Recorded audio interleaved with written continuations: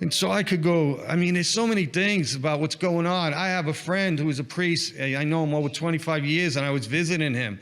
And he showed me, I saw the bulletin from the chancery. You know what they said? We have discovered that if you have more confessions in your parish, the people give more money. This is the honest truth. So we want you to hear confessions at least 1 hour a week or whatever. 1 hour a week. I mean, so the whole motive was not to save souls, but to bring the cash in. We laugh, but you know what? It is so sad, because St. John Vianney said that more souls are won in the confessional than any other means. Because the priest, the penitent enters into the confessional. He's there with Christ, not Father Isaac. He has a direct encounter with God. And God wants to pour out his grace and his mercy upon that soul. But the priest has to be trained properly.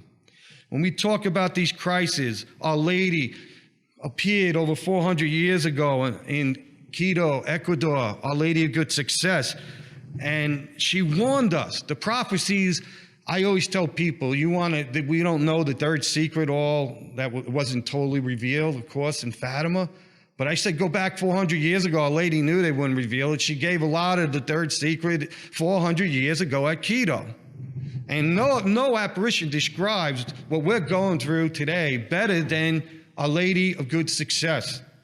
And I quote Our Lady. She says to Mother Marianne, who's incorrupt to this day, "Woe to the children of these times," that's our times.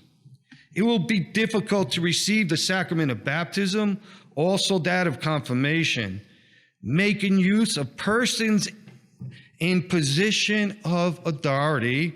The devil will make a great effort to destroy the sacrament of penance." I'm going to repeat that. Making use of persons in positions of authority. The devil will make a great effort to destroy the sacrament of penance. And this breaks my heart when I'm going to say now, and that includes our Pope, what he has done to this sacrament and what he has been doing to destroy this sacrament is disgraceful, and we have to pray for his conversion. He's leading souls to hell, my friend. Never in the history of the church has a pope encouraged people to sin.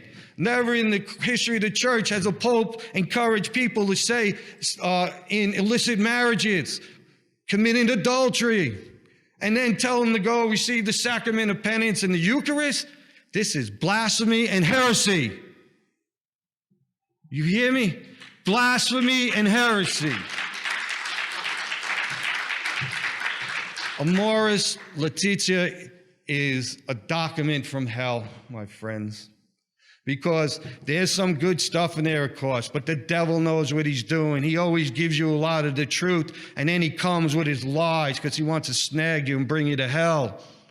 It's like I tell people all the time, if you have a piece of chocolate, 99% chocolate, 1% arsenic, what happens when you eat it? You die. You die. The bishops, what they've done to the sacrament of penance is a disgrace. They don't train their seminarians. They don't train their priests. And good priests that are trained properly, which are very few, that follow the great doctor of the church, St. Alphonse, they will persecute that priest. And I'm one of them. And I could tell you I was blessed, through prayers, probably from my mother and others, that I came across a book on St. Alphonse before I came into seminary. And I read that, it changed my life. And I begged Our Lady, if your son wants me to be a priest, when it comes time to study moral theology, I beg you to send me a professor that will teach me St. Alphonse, who is the doctor of the church on morals. And the church tells confessors, if you follow him, you will not err. What a promise. St. John Vianney said he didn't become a good confessor till he studied the works of St. Alphonse.